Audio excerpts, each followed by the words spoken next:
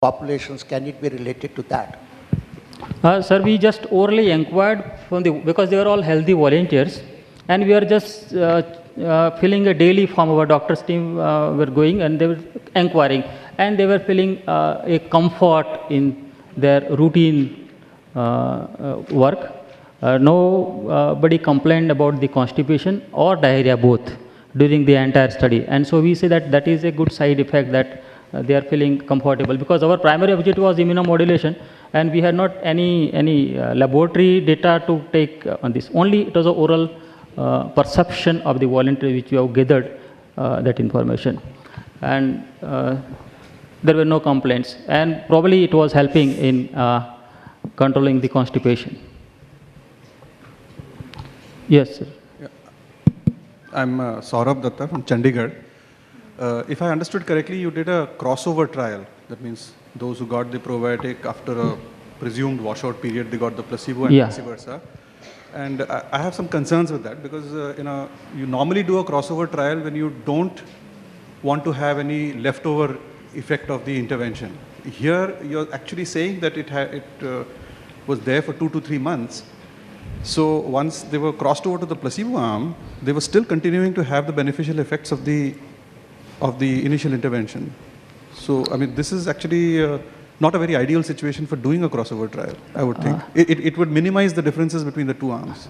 Yeah, actually, our past experiences said that it remains for about 2 weeks. So we gave a washout of 4 weeks, considering that it will be almost nullified. So we could find that our own strain significantly reduces even after 2 weeks of washout, and that is, but still it had a carryover effect. But we have to take that into consideration.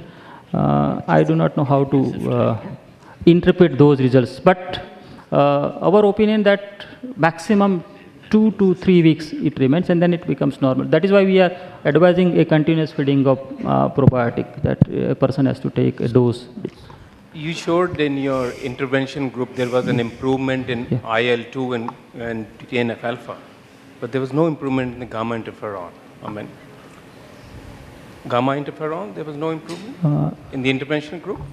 That's what your data showed. Yeah, there was a shift in only 3 volunteers out of 59, and that is why it is, not, even though we say not statistically significant. So what I was thinking was, is it due to the group that you took, with the small number, or maybe because in general the Indians are more prone towards the Th2 kind of a response. I think it's a... And if you do a more comprehensive study of the geriatric, I mean, just to take people beyond 65 may not be sufficient, but you know now that the average age of man in India has also increased up to nearly 70 now. So maybe if you take groups which are beyond 80, and 65 to 70 and 70 to 80 over there, you might even see that. Yeah, I think it's a small study, which has to be actually validated again. That would be more... Professor Batish, in the interest of time, since we are running late, we may need to close this session. So one question, please. As he has mentioned, the side effects are mainly in those who have got immunocompromised, not in these contests.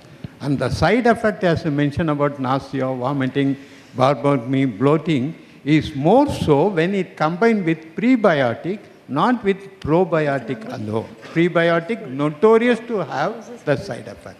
Then you have choose only probiotic, no prebiotic, isn't it, sir?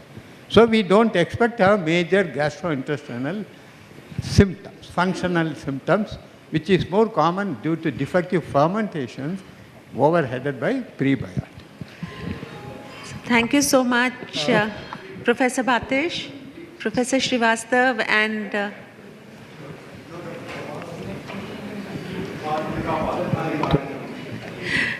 Professor Prajapati.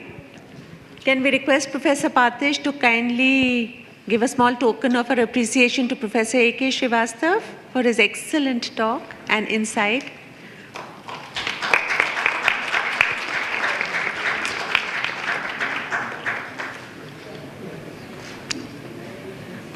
Professor Prajapati, thank you so much.